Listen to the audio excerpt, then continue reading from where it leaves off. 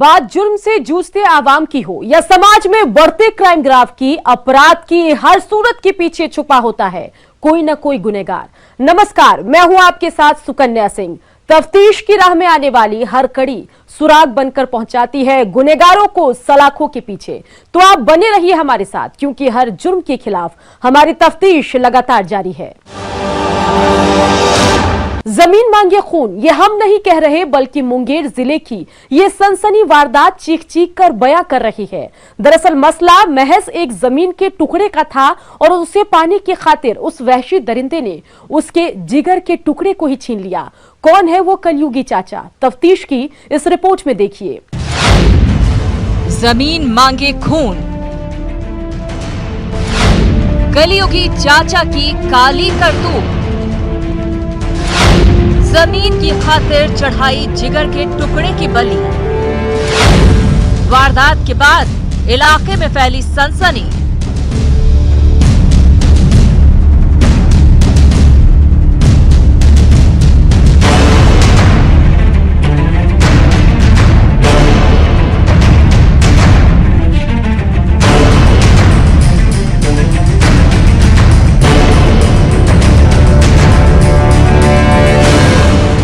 कहते हैं आपसी विवाद की वजह हमेशा जर जोरू और जमीन होती है, जो अच्छे से अच्छे रिश्ते में फूट डाल देती है और आंखों में लालच और फरेब के सपनों को ऐसे परोसने लगती है जिसमें व्यक्ति खोकर किसी भी हद से गुजरने के लिए तैयार हो जाता है। उसे तो उस वक्त काली चादर में लिपटे उस सपने को देखकर ना ही कुछ दिखाई देता है और ना ही कुछ सुनाई पड़ता है। उसके दिलो दिमाग में बस अपनी काली करतूतों को पूरा करने की हवस लगातार हावी होती नजर आती है और वो उस राह पर निकल पड़ता है जिस राह पर उसे पश्चाताप के सिवा कुछ भी नसीब नहीं होता है। ऐसे ही एक वारदात को अंजाम कुछ अपनों ने ही अपने हाथों से दिया है, जिन हाथों ने उसे पाल पोस कर बड़ा किया, सपने देखने के काबिल बनाया। आज उन्हीं हाथों ने अपने सपनों को पूरा करने के चक्कर में अपने जिगर के टुकड़े को ही हमेशा के लिए खामोश कर दिया, वो भी महज एक जमीन के टुकड़े के लिए। हमारा बेटा काम करके आया, रोड में कमाने के लिए जाता था, चलाता था। अच्छा।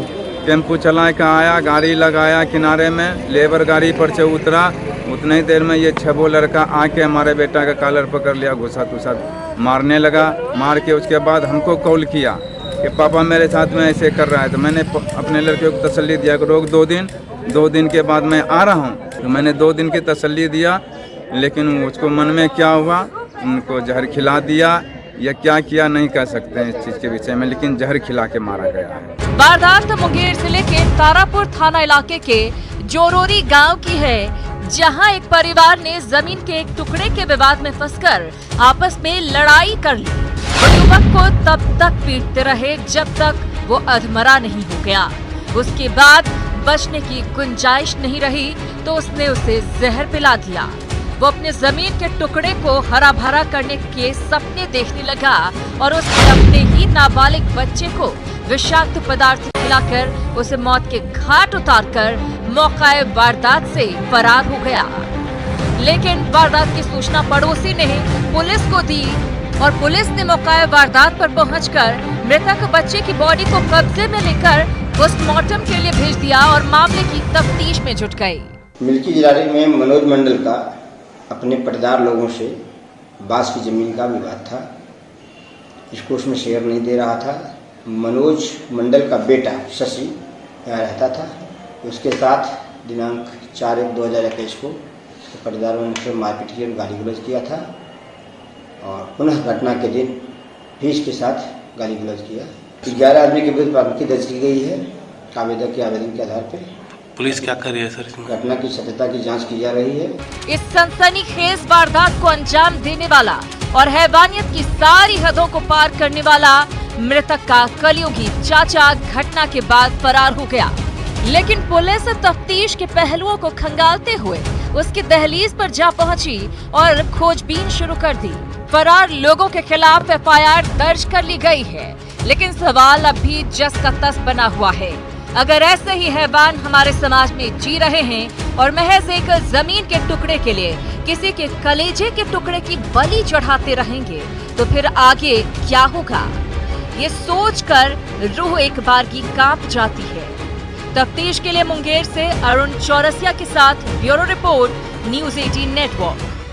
कहते हैं सोच बदलेगी तभी तो देश बदलेगा, लेकिन जहां बेहतर सोच के लिए बेटियों को पढ़ने के लिए स्कूल भेजा जाता है और वहीं घात लगाकर शिक्षा के मंदिर में भेड़िए अपना वेश बदलकर बैठे हों, तो आखिर कब तक इस देश में बेटियां महफूज होंगी? दिल को झकझोर देने वाली ये रिपोर्ट देखिए।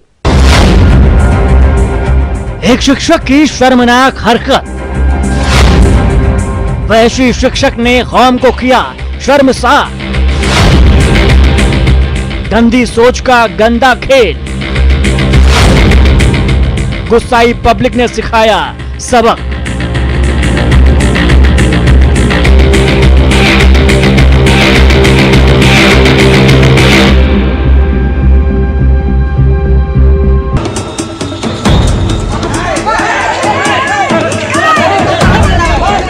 गुनाह करने वाला भी जानता है कि उसे सजा जरूर मिलेगी, लेकिन उसके बावजूद भी वो संगीन वारदात को अंजाम देने की साजिश बुनता है और वो ताक में घात लगाकर बैठा रहता है कि उसे कब और कैसे अमली जामा पहनाया जाए। बात जब जुबान से निकल जाती है तो वो वापस नहीं होती। बस कुछ ऐसा ही जुर्म की दहलीज पर पांव रखने वाले उन दरिंदों के साथ भी होता है। जब वो जुर्म की गलियों में अपना नाम दर्ज करवाते हैं तो उसे उस वक्त इस बात की भनक तक नहीं होती कि समाज और खाकी के नुमाइंदों से उनका सामना नहीं होगा। उनकी सोच अपनी चाहत को पूरा करने के लिए जोर लगाती है और वो हर रात उस संगीन वारदात को अंजाम देकर फरार हो जाता है। एक ऐसी ही वारदात को अंजाम दिया है शिक्षा के मंदिर के पुजारी ने। मामला जमशेदपुर का है और उस शिक्षक ने पूरी कौम को अपनी काली करतूतों से शर्मसार कर दिया। जहां बर्मा माइंस थाना क्षेत्र में 50 साल के सुरेंद्र कुमार सिंह शिक्षक पर 8 साल की बच्ची के साथ गलत करने का आरोप लगा है। बताया जा रहा है कि बीपीएम स्कूल का शिक्षक अपने घर पर बच्चों को ट्यूशन पढ़ाता था और उसी दौरान बच्ची के साथ 2 दिनों से वो गलत हरकत कर रहा था। तो वहीं अगले दिन ट्यूशन से छुट्टी लेने के बाद उसने बच्ची के साथ गलत काम करने की कोशिश की, जिसके बाद उसकी इस शर्मनाक हरकत को देखकर बच्ची रोने लगी और रोते रोते भागकर अपने घर पहुंची। इसकी जानकारी उसने अपने परिवार के सदस्यों को दी। मामला बारामंद हरजन बस्ती का है। बच्ची भक्ति नगर में ट्यूशन पढ़ती है और 3 साल से ट्यूशन पढ़ रही है और इधर 2 दिन से जो ट्यूशन सर है उसके साथ सेक्सुअल हरासमेंट कर रहे थे। तो आज बच्ची जब घर आई तो अपने मम्मी पापा को बताई रो के कि मेरे साथ सर इस तरीका का हरकत कर रहे हैं। फिर हम लोग प्रशासन को बताएं तो प्रशासन अभी उनको लेके आया है थाना और अभी भी अपना गलती एक्सेप्ट नहीं कर रहे हैं। एक छोटी सी बच्ची जो उनकी पोती की उम्र का है उसमें सेक्सुअल हरासमेंट, ये जो आज देख रहे भीड़, ये सारा का सारा वो समाज के वो लोग हैं जो उस पीड़ित बेटी के साथ में खड़ा है और इस तरह का जो घटना हुआ ये बहुत ही खराब घटना हुआ है। मामला देखकर परिवार वालों ने मोहल्ले के लोगों को बताया और उसके बाद पुलिस भी मौका वारदात पर पहुंच गई, जिसके बाद पुलिस ने आरोपी शिक्षक को हवालात ले जाने की तैयारी ही शुरू की थी कि मोहल्ले वालों ने नाबालिग के साथ दुष्कर्म की वारदात को अंजाम देने की कोशिश करने वाले शिक्षक को सबक सिखाने की ठानी और उसकी ऐसी पिटाई की कि अब उसके साथ पुश्ते भी ऐसी शर्मनाक हरकत को अंजाम देने के बारे में सोचने से भी थर्रा जाएंगे।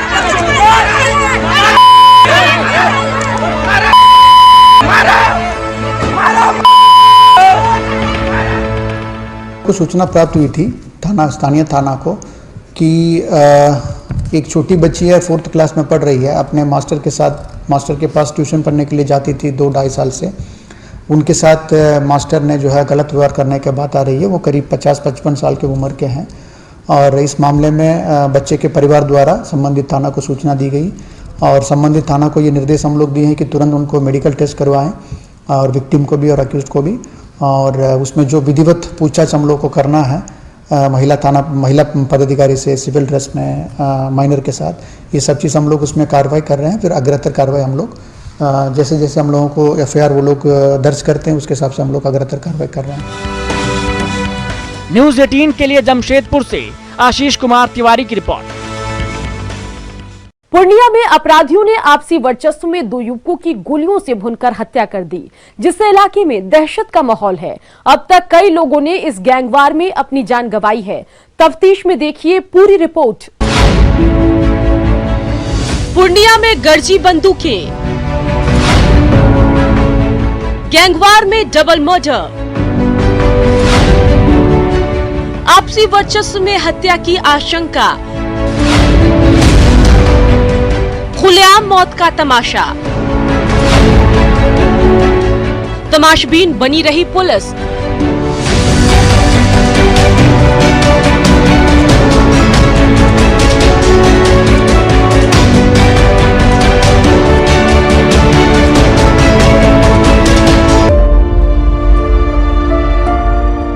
पूर्णिया में 2 गुटों की लड़ाई ने पूरे शहर को दहशत में जीने को मजबूर कर दिया है। वर्चस्व की इस लड़ाई ने फिर एक और नया अध्याय जोड़ा। पूर्णिया के रघुवंश नगर ओपी के राजघाट और शिशवा गांव गोलियों की तड़तड़ाहट से थर्रा उठा। दिन दहाड़े पहले ऑटो चालक अरुण यादव की अपराधियों ने गोली मारकर हत्या कर दी। मृतक की बेटी निधि कुमारी ने कहा कि राजघाट के पास मृतक बुचन यादव का बेटा शबनम यादव ने मेरे पिता को गोली मारकर हत्या कर दी। बताया जाता है कि अरुण यादव मंगलवार को कोर्ट में अपनी पत्नी की हत्या की गवाही देने भी गया था और उसके बाद सरेआम उसकी हत्या कर दी गई। वहीं अरुण की दूसरी बेटी काजल देवी ने कहा कि 12 फरवरी 2019 को गांव में उनकी मां की भी गोली मारकर हत्या कर दी गई थी। उसमें भी बुचन यादव के बेटे को हत्या का आरोपी बनाया गया था। उस दिन मेले में बुचन यादव पर दूसरे गुट के अपराधियों ने बम और गोलियों से हमला किया था, जिसमें बुचन यादव गंभीर रूप से घायल हुआ था। बाद में पुलिस ने उन्हें गिरफ्तार भी किया, लेकिन बाद में भागलपुर में बुचन यादव की मौत हो गई। इसके बाद इलाके में कई बार गैंगवार हुए। गाड़ी चलावल गेले वो नहीं राजघाट में ओकरा उतार के मारलकै रहे, प्रमोद रहे और शबनम रहे और सब रहे। वो सब के नहीं चिन्ह लिया, मैं 2 चिन्ह लिए थे। प्रमोद के ने नौकरी रही है। सरस्वती पूजा में हो रहा था नाच गान, वही देख रही थी। उधर से आया, बस गोली चलाते चलाते चला गया। कौन था पता नहीं, बराबर गोली चले हमरा पता नहीं थे उतना होते। वहीं जैसे ही अरुण यादव की हत्या की बात फैली कि दूसरे गुट के लोगों ने बुचन यादव के चचेरे भतीजे रंकेश यादव की भी शिशवा गांव में गोली मारकर हत्या कर दी। प्रतिशोध में हुई इस हत्या के बाद से गांव में दहशत का आलम है। गांव के वार्ड सदस्य जलालुद्दीन भी डर से कुछ बोलने से परहेज कर रहे हैं, लेकिन हत्या की बात को सही बताया। हम लोग को यही जानकारी मिला कि मतलब जो अरुण यादव को मार दिया, बस यही जानते हैं, इससे ज्यादा नहीं जानते। पहले भी वहाँ पे गैंगवार हुआ है, घटना हुई है, आप लोग तो खुद जानते होंगे। तो फिर क्या हुआ था उसमें? उसमें क्या हुआ, मतलब जो ऐसे था कि मतलब मेला देखने के लिए गया, वहाँ सुने हम लोग सोए हुए थे, मतलब आवाज सुने तो हम लोग मतलब अपना घर में घुस गए। बस यही बात है, कोई बात नहीं। उनकी पत्नी की हत्या हुई थी? हाँ, उसमें पत्नी की हत्या हुई। क्या नाम था पत्नी का? रानी देवी। आज कहाँ पे हुई है हत्या? ये हम भी नहीं जानते हैं, बरहरा से आ रहे हैं हम दूर से। तो इनके विरोधी का भी हत्या हुआ है आज? हम नहीं जानते बात, अभी तक हमको मालूम। हम कहते हैं बरहरा से आ रहे हैं हम तो। क्या नाम हुआ? वही घटना के बाबत रघुवंश नगर ओपी के एसआई ने कहा कि सूचना मिलते ही वो मौके पर पहुंचे तो देखा कि अरुण यादव को गोली लगी थी, लेकिन वह उस समय जिंदा था। आनन फानन में उसे सदर अस्पताल लाया गया, जहां उसकी मौत हो गई। हमको सूचना मिली टेम्पो चालक के गोली मार दिया कोई। गए यहाँ से तो इसको उठा के जिंदा था लाए इलाज के लिए, एडमिट कराए। इलाज के दौरान बेचारा मर गया। डॉक्टर साहब इसको मृत्यु हो सकती है। क्या कारण पता चला है कुछ? इनके बारे में तो अब बता नहीं सकते हैं। तो टेम्पो चालक बेचारा गरीब आदमी है, कमाते खाते थे, क्यों लोग मारा। अब तो हम इनको लेके आ गए हैं यहाँ। अब यहाँ से जाने के बाद ही पता चल गया, चाहे हमारे बड़ी पदाधिकारी लोग जो वहाँ मौजूद हैं वो लोग बता सकते हैं। कहाँ पे? तो राजघाट है जो बिहारीगंज रोड जाती है। कि टेम्पो लेके लगता है कि बिहारीगंज की तरफ जा रहे थे, राजघाट में हुई है। पूर्णिया में हुई इस हत्या के पीछे निश्चित तौर पर वर्चस्व की लड़ाई हो सकती है, लेकिन इसे रोकना भी पुलिस प्रशासन की ही जिम्मेदारी है। ऐसे मामलों में पुलिस सिर्फ यह कहकर निकलने की कोशिश करे कि मामला आपसी वर्चस्व में हुई लड़ाई का है, तो यह पुलिस की पल्ला झाड़ने वाली बात होगी। उम्मीद है पुलिस मामले में कार्रवाई करते हुए दोषियों को गिरफ्तार करेगी और कानून उन्हें सजा दिलवाएगा। न्यूज़ 18 के लिए पूर्णिया से प्रवीण की रिपोर्ट। अब वक्त हो चला है एक ब्रेक का, हम जल्द हाजिर होते हैं। पुलिस और लोगों के जहन में सवाल उस संगीन वारदात के बाद जिसे अंजाम दिया गया रात के सन्नाटे में, जिसे अंजाम दिया गया उस वक्त जब बेगूसराय के मंसूरचक इलाके में रहने वाला विनोद चौधरी अपने घर में सोए हुए थे, लेकिन इससे पहले कि वो अगली सुबह देख पाते, घात लगाए बैठे शैतानों ने उसे बना दिया अपनी साजिश का शिकार। क्या है पूरा मामला, देखते हैं इस रिपोर्ट में। बेगूसराय में हत्या से सनसनी, बुजुर्ग की गोली मारकर की हत्या। हत्या से इलाके में मचा हड़कंप, हत्या से परिजनों में मचा कोहरा। हत्यारों की गिरफ्तारी की मांग।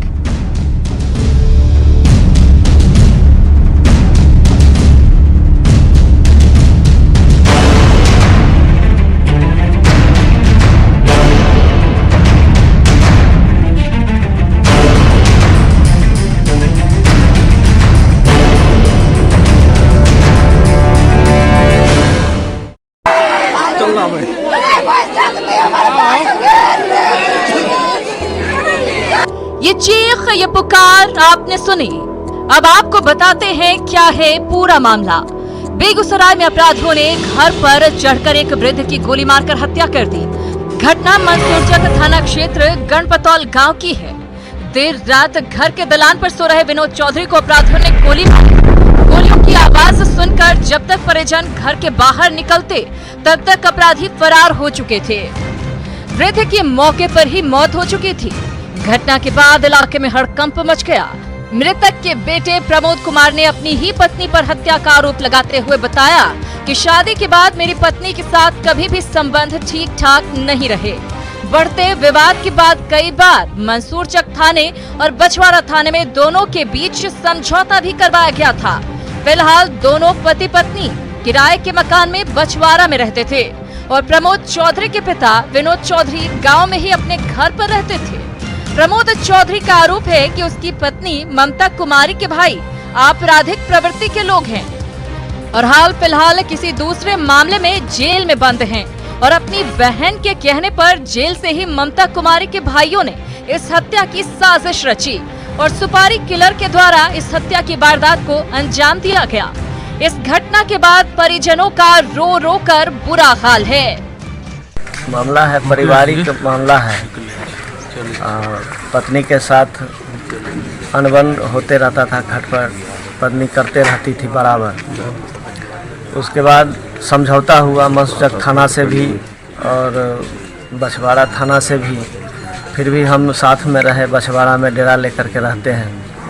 हमारी पत्नी का कहना था कि घर का ज़मीन और तुम अपना सैलरी हमको दो, नहीं तो शूटर को 50,000 रुपया दिए हैं, किसी भी वक्त तुमको हम गोली मरवा देंगे। और गोली मारने के बाद फिर शूटर को हम देंगे 60,000 रुपया। उसके बाद हमारा दूगो भाई अभी जेल में है। जेल से ही प्लानिंग बनता है कि कैसे मारना है। दहशत में रहते थे, यही कारण था जो कहते कहते मैं घटना कर दी। फिलहाल मौके पर डीएसपी तेघड़ा ओम प्रकाश पहुंचे और बताया कि अपराधियों के द्वारा विनोद चौधरी को गोली मारकर उनकी हत्या की गई है। पुलिस शव को कब्जे में लेकर सभी बिंदुओं पर जांच पड़ताल कर रही है। सूचना मिली है करीब 3:15 बजे की गणपतौल में विनोद चौधरी की गोली मारकर हत्या कर दी गई है। तो हम लोग वही देख रहे हैं, कारणों का कारण स्पष्ट नहीं हुआ है, हम लोग पता कर रहे हैं और निश्चित तौर से कारण का खुलासा हम लोग जल्द से जल्द कर देंगे। पुलिस के सामने कत्ल का मकसद कमोबेश साफ हो चुका है, लेकिन कातिल का चेहरा अभी बेनकाब नहीं हो पाया है। उम्मीद की जा सकती है कि पुलिस की कोशिश के बाद कातिल बेनकाब भी हो जाए, लेकिन बेगूसराय की फिजा में पैबस्त गोलियों की गूंज से अवाम के जहन में दहशत है, जिससे निकल पाना शायद मुश्किल है। न्यूज़ 18 के लिए बेगूसराय से संतोष की रिपोर्ट। अपराधी चाहे लाख शातिर हो, तफ्तीश की दिशा अगर सही है तो बच नहीं सकता कोई गुनेगार सलाखों के पीछे जाने से। तो पुलिस चाहे सोई हो, मुजरिम चाहे कोई हो, आप बने रहे हमारे साथ, क्योंकि हर जुर्म के खिलाफ हमारी तफ्तीश लगातार जारी है।